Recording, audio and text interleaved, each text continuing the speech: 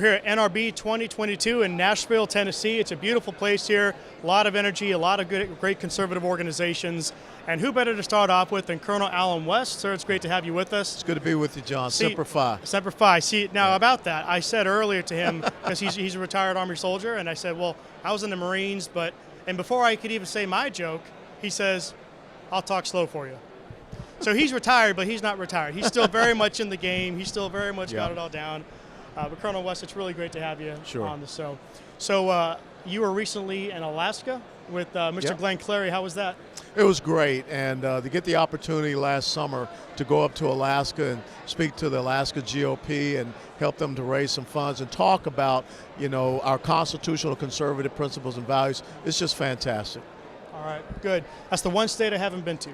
It's a beautiful state. I'm going to try it. In the summer. In what? In the summer. In the summer, okay. So I've been following First Liberty and Liberty Counsel and a bunch of other really, really great, admirable legal firms, and they're defending these soldiers, airmen, Marines, sailors, who are basically saying, hey, I want to serve, I've got a great record, everything's fine, I just don't want to get the vaccine.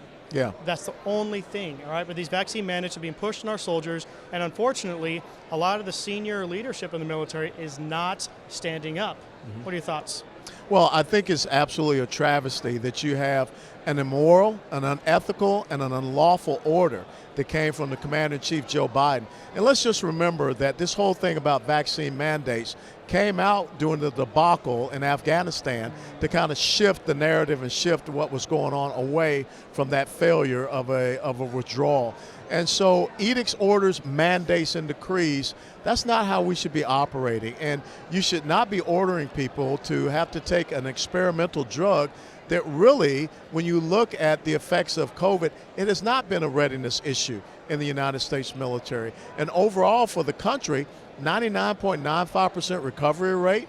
So basically what we're doing is we're affecting our readiness by trying to put out these very highly qualified and talented individuals, special operations, pilots, things of this nature, which degrades our ability to be able to respond to all the crises that we see happening, which again is a cause of the weakness that's been portrayed from this administration. I don't see how people don't see the irony there. It's like you're saying that you want them to be vaccinated for the purpose of combat readiness.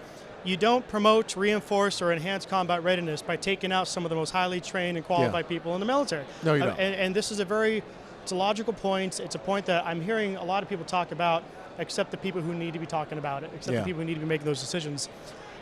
This is recent, but then before that we had wokeism. We have a lot of books that are being, if not forced on the troops, it's on the reading list for them. It helps them with promotion and whatnot.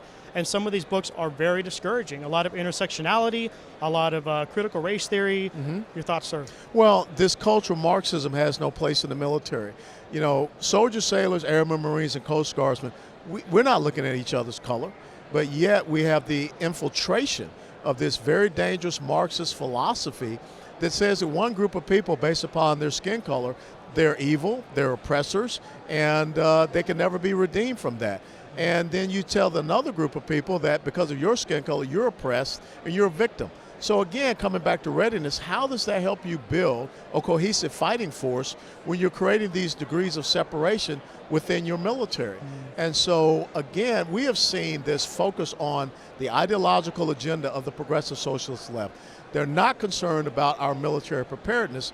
They're concerned with aligning our military with their ideological agenda. And what we've got to do, we've got to get a brand new commander-in-chief. We've got to get truly war fighters back in the positions of our senior military leadership, which during the Obama administration, there was a purging of our senior military leadership. So you talk about senior military leadership.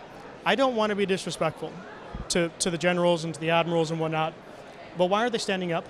I mean, what do they have to lose? They're not standing up because they have forgotten their oath was to the Constitution of the United States of America, not to a political party and not to an ideological agenda.